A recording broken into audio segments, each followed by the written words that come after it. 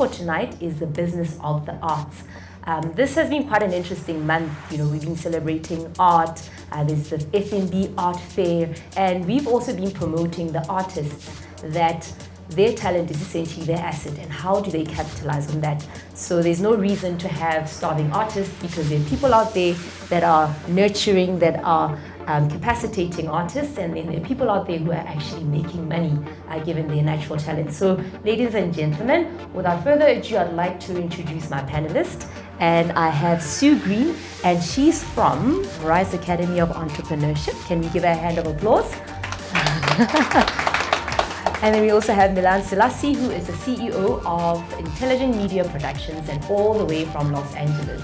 I love film, I love entertainment, and I've been involved for about 12 years in that space. My claim to fame was accidentally taking a gap year and then ending up working with Coca-Cola and the most incredible company called Rockcore to throw a concert for young South Africans, and they could come and see Busta Rhymes and Ciara on condition that they all did 4 hours of community service.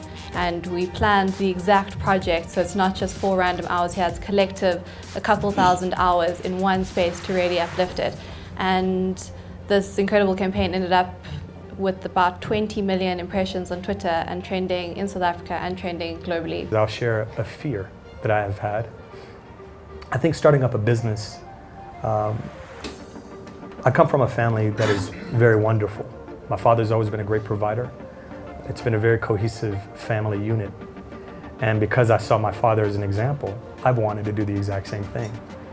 And I have probably, unfortunately, equated the need to be financially successful before I settle down and get married, which I don't think may not be the most ideal. I think it's often important to find someone who's with you while you're building something.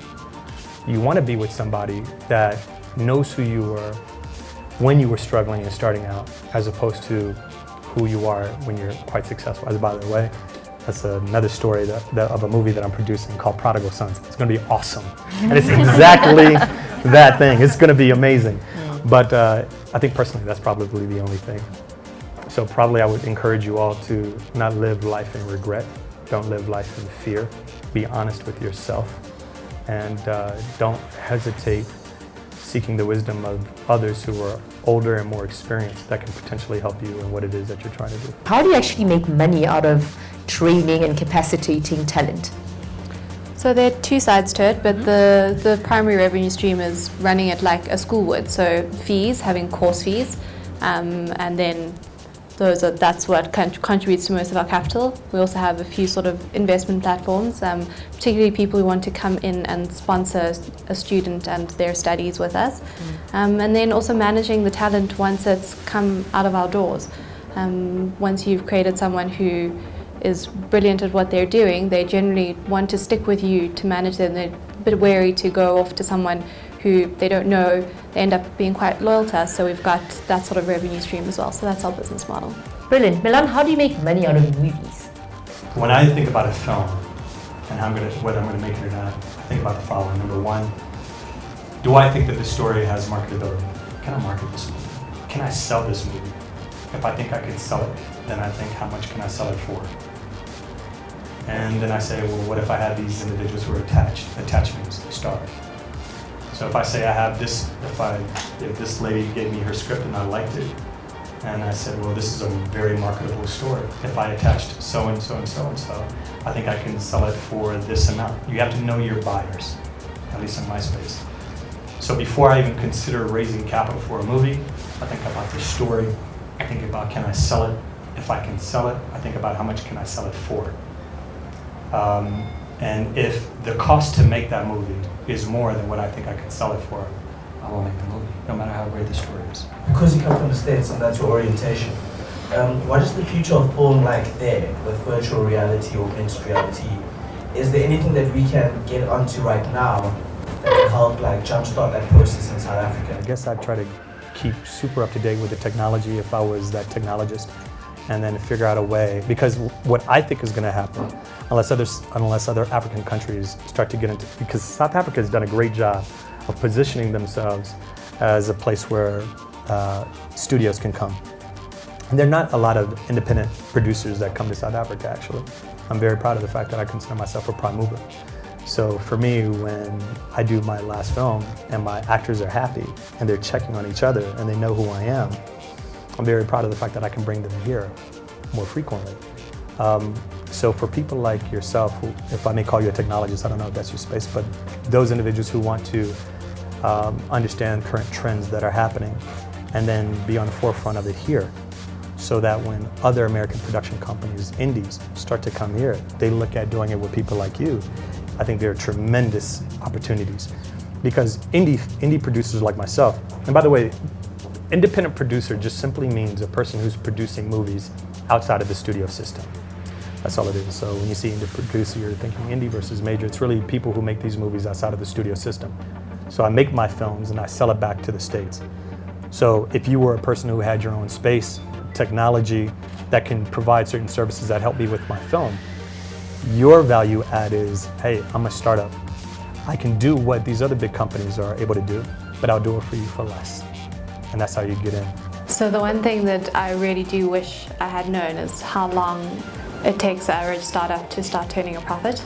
So we looked at our own business model and I was like, 6 months time and I can pay myself salary. And I was very lucky that I had the support that I did. When 6 months time, I think I started paying myself my first salary of 3,000 Rand a month, after putting 6 months of a lot of work into this, and we were bouncing off another business, not like we were starting from the ground level up, and realizing that everybody else has to get paid first, everybody, and keeping the team so strong and trying not to expect the salary from the business model that that you're going to end up with eventually. Since then, it's something that I talk to our kids a lot about, so I've done a lot of research into it now myself, and on average it's a profitable business, a really good business model, 3 years before the profit is where it should be, like a nice steady level. Not the top of the mountain either, just like something that's doable. And I think we were very lucky that by the end of the first year I could start paying myself a salary that I could get by without other people's support and be self-sufficient. And that really is the exception, it's not the norm. So whenever somebody asks me, I want to start out, like what do I need to know? It's a case of, well, can somebody look after you for a while? Can you look after yourself? Can you sleep in your mom's basement? Like, can you make it happen? Because don't expect to draw money out. Money needs to go back in if you're going to grow. Another thing that I wish someone had told me was that it's not just the business skills that go into a business, it's a lot of emotional skills, and they need to be worked on. Failing all the time, all the time, lots and lots of failure, lots of criticism, because that's the only way you grow. Unhappy customers are like the best way to learn how to make your product or service 10 times better. So I wish I had known that I needed to equip myself with the skills for dealing with failure, dealing with success as well, how to handle that in a nice way and to remain humble. I think that's important. But also how to deal with the criticism and use it as the most positive experience you can, and not as something to take personally, and just budgeting and figuring out how you can sort of bankroll yourself through your startup.